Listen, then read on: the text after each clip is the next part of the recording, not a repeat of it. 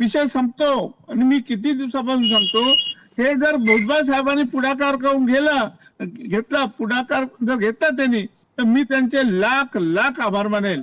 बरं, तुम्ही एका बाजूला आवाहन करता आहात स्वतः छगन भुजबळ यांना देखील की त्यांनी तसं करू नये, ज्यामुळे कुठेतरी मराठ्यांचं आरक्षण हे धोक्यामध्ये येऊ शकतं, सूचनावजा इशारा देखील आपण देत आहे. यावेळेला भारतीय मराठा महासंघाचे अध्यक्ष राजेंद्र कोंढरे, तुमची प्रतिक्रिया अतिशय महत्त्वाची आहे.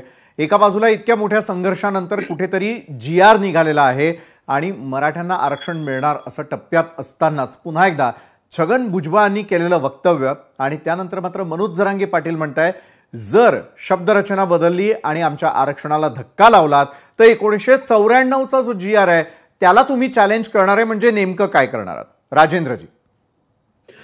3 मुद्दे मला व्यवस्थित सांगू द्या. सांगा. पहिली गोष्ट, मराठा आणि ओबीसी हे ठरवून चाललेला वाद आहे आणि हा महाराष्ट्राला रस्त्यातळाला नेईल असं जाहीर सांगतो.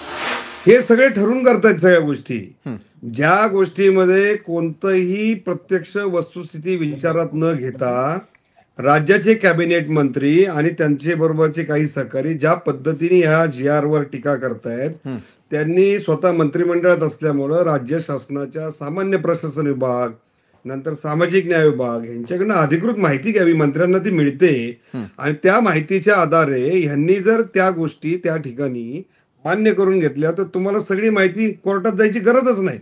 पहिली गोष्ट एक सांगतो, जो 1994चा GR आहे तो GR आज रोजी आता अस्तित्वात नाही, कारण 2001 चा जो आपला राज्याचा आरक्षण कायदा आलेला आहे, ह्या आरक्षण कायद्यामध्ये त्या GR मध्ये असलेलं जे पर्सेंटेज आहे, जो काढलेला GR आहे तो सर्वोच्च न्यायालयाचे निर्देश डावलून कोणत्याही प्रकारचं मोजणी न करता अंतर्गत उपवर्गीकरण करून पाहिजे तसं पर्सेंटेज जे वाटलेलं आहे ते 94 पासून बेकायदेशीरच होतं आणि 2001 साली तो ऍड झालेला आहे. ऍड झाल्यानंतर तो 2004ला अस्तित्वात आला आणि 2014ला मॅटने तो कायदा रद्द केला होता.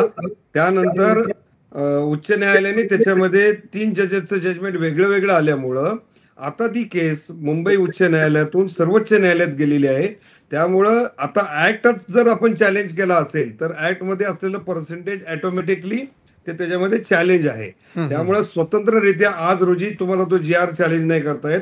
त्यासाठी ऍक्ट मधलं जे पर्सेंटेज आहे ते ऍक्ट मधलं पर्सेंटेज चॅलेंज करावं लागेल, नंबर 1. नंबर 2, हे जे काही सर्व ओबीसी नेते 2-4 दिवस झाले काहूर माजवत आहेत, 57 लाख नोंदी. मला आज हा आकडा फोडू द्या, कारण याच्यातनं काय गैरसमज झाले. 57 लाख गुणिले 4, 2 कोटी लोक मराठा समाजाचे ओबीसीत आले. महाराष्ट्राच्या इतिहासामध्ये 2 कोटी प्रमाणपत्र भुजबळ साहेबांनी सामान्य प्रशासन विभाग आणि सामाजिक न्याय विभागाकडे जे नियंत्रण आहे आणि महसूल विभाग यांच्याकडनं घ्यावी. आता माझ्याकडे आकडेवारी महाराष्ट्राला जर सांगतो, 57 लाख 20 जानेवारी 2024 ची माझ्याकडे आकडेवारी अपडेट आहे. त्यामध्ये ज्या 57 लाख नोंदी ह्या पहिल्या समजून घ्या. कुणबीमध्ये 48 पोट विभाग आहेत, त्याच्यामध्ये मराठा नसलेले कुणबी सुद्धा मोठ्या संख्येने आहेत. त्यातल्या पहिली आकडेवारी मुंबई जे कोकण डिव्हिजन आहे ह्याच्यामध्ये सिंधुदुर्ग ते मुंबई शहर, ठाणे वगैरे 7,53,000 ज्या नोंदी आहेत ह्या मराठा नाहीत. पहिली गोष्ट, 57 लाखातनं 7 लाख गेले तुमचे, बरोबर. आता दुसरी, नागपूर, वर्धा, भंडारा, गोंदिया, चंद्रपूर, गडचिरोली इथं मराठा समाजाचे लोक हे कुणबी नाहीत. त्यामुळे 3 नोंद आहे, 9,42,000 याच्यातनं मायनस करा. आता राहिले काय तर अमरावती डिव्हिजन 26,15,000, अमरावती, अकोला, यवतमाळ, बुलढाणा आणि वाशिम. हरिभाऊ राठोड यवतमाळ मधून आहेत. यवतमाळ मधले मराठा आणि कुणबी फरक आहे त्यांनाही माहिती आहे.